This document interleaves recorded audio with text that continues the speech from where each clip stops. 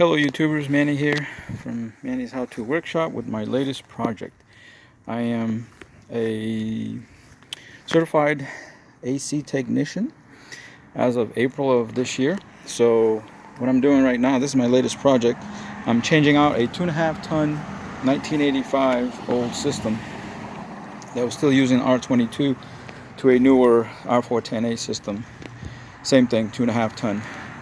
So right now I'm outside, and what I did was, to start with, after removing the old condenser, I made the pad higher.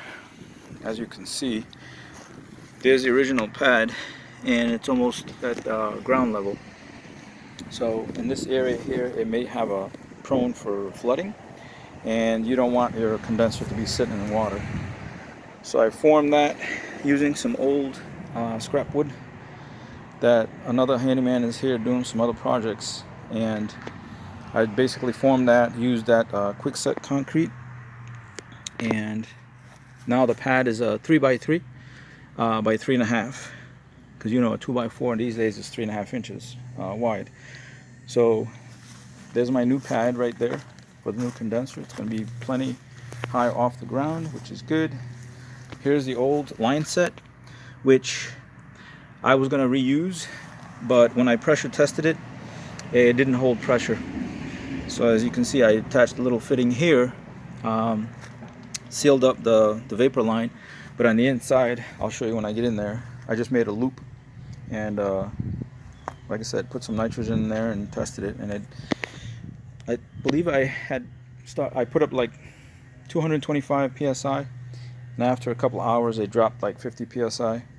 So now, that could have been going through my gauges, obviously, if I had like a little leak on my gauges, but when I used the bubble test on these fittings, on that, and the ones inside, nothing was leaking. So it's got to be in this, what do you call it, in this trough here, or this PVC tube that goes underneath the slab and comes up at the house.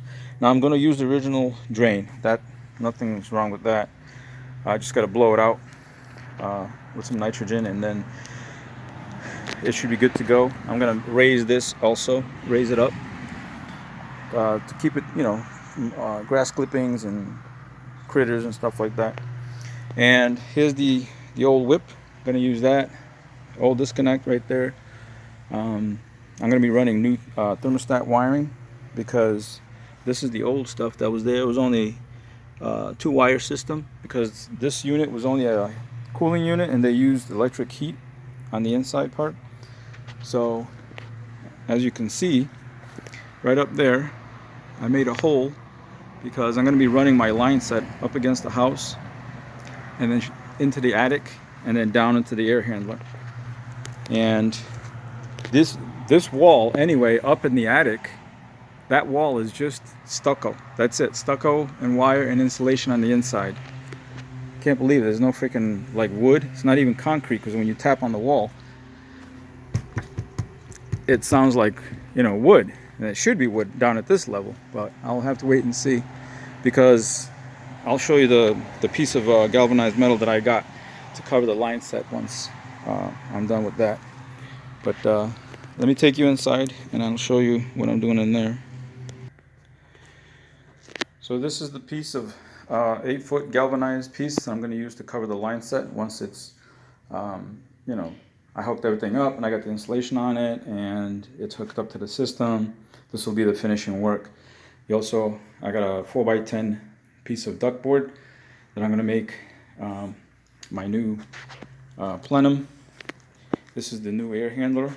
It's an EcoTemp, 2.5 ton. Yeah, this one's got the TXV for the metering device, and it's also got the ECM motor for the blower.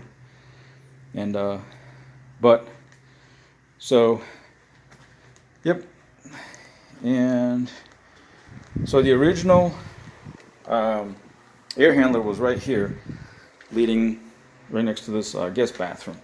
So here's the platform for it. It used to have like a little bifold door right there in the opening. There's the opening from the platform for the return, and there's the old plenum, which I cut off level at the attic level. I'm going to be capping this also with the ductboard, and the homeowners wanted to know if they can move the air handler from this little closet into this little hallway closet that was here, you know, I guess like a linen closet or something. And yeah, so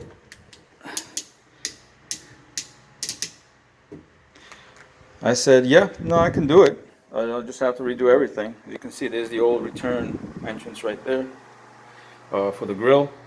So I went ahead and framed out my my platform and return grill. I got a new grill going in there. The platform height ends up being 35. That air handler is 49 inches tall. It's a lot taller than the original. So the original had a longer plenum, but this one's going to have a short one. As you can see, I made my marks right there on the wall.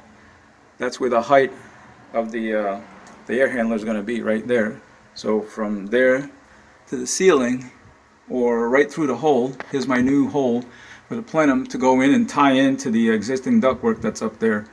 And the plenum ties into a 12-inch duct, and then it goes out to the other ducts, and it's you know, steps down to, I think, 10-inch and then 8-inch, and then of course, you know, 6 or 4 to like to the bathrooms. But yeah, so here's the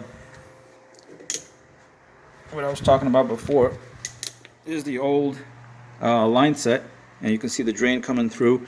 So I'm gonna go ahead and put a 45 on that drain and run it right into that little hole, bring it up, drill a hole on the platform up to the air handler, which everything is on the left side for the drain and for the line set.